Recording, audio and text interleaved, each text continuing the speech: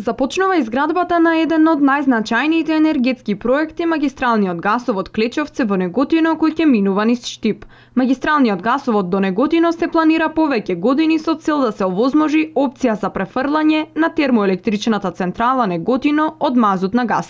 Утре почнува изградбата на цевководот, гасоводот од Клечовце до Штип, а потоа треба да продолжи еден крак према Источна Македонија, ке Драгоева во вториот крак за Струмишкиот дел и за Радовиш и да продолжи до термоцентралата Неготино. Јас стално велам дека кој има енергијата, тој има моките и тој има силата. Штип има таа среќа да наскоро ќе добие газ.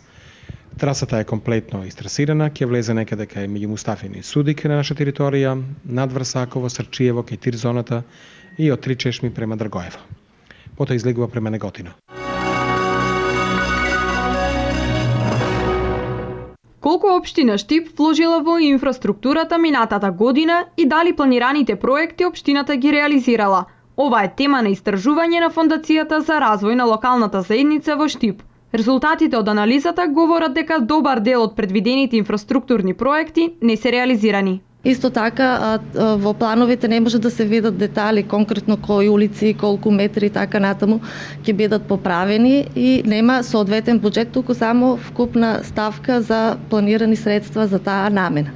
Граѓаните исто така сметаат дека недоволно се инвестира во нивните населби, а таму каде што има инвестиции, дека недоволно се одржуваат инвестиции. И интересно е тоа што граѓаните доста конкретно даваа предлози што е тоа што им е потребно во нивните населби и овде се поставува прашањето зошто тие работи и како тие работи да стигнат до општина Штип, односно да ги земе во предвид во нивните планови. Од тука произлегуваат препораките дека треба малку посоодветно да се планира. Коритото на река Отиња има паркинг од кај градинката, има реконструкции на некои улици, значи тоа е дадено. Меѓутоа има и доста работи кои што не се. 24 волонтери од општата болница во Кочани по долги години ќе добијат решение за редовен работен однос. Директорот на болницата Дејан Постолов во текот на минатиот ден официјално им додели решенија на 8 волонтери. Во текот на денешниот ден се изврши првата трансформација на работен однос од така наречените волонтери и тоа првата група од првите 8 вработени го трансформираа својот работен однос на неопределено време. Тоа се наши вработени подолги години работа тука, се медицински сестри, помошен медицински персонал. Со тоа, мислам, го решаваат нивниот работен однос и ги имаат сите права и обврски со што произлегуваат од Законот за работни односи и Законот за здравствена заштита. Во текот на минатиот ден во Виница на 14-тата седница заседаваше Центарот за развој на Источниот плански регион.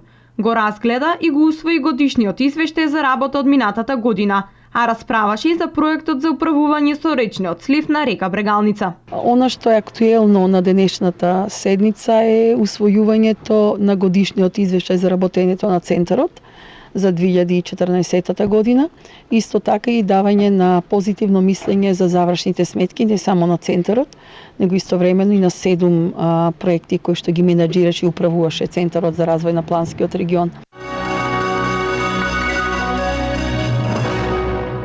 Основците од Штип и Карбинци вчера ги одмерија знаењата за сообраќајот. Колку го познаваш сообраќајот е проект на секторот за внатрешни работи во Штип, во кој се вклучени учениците од основните училишта, а целта е да се подигне нивото за сообраќајната култура.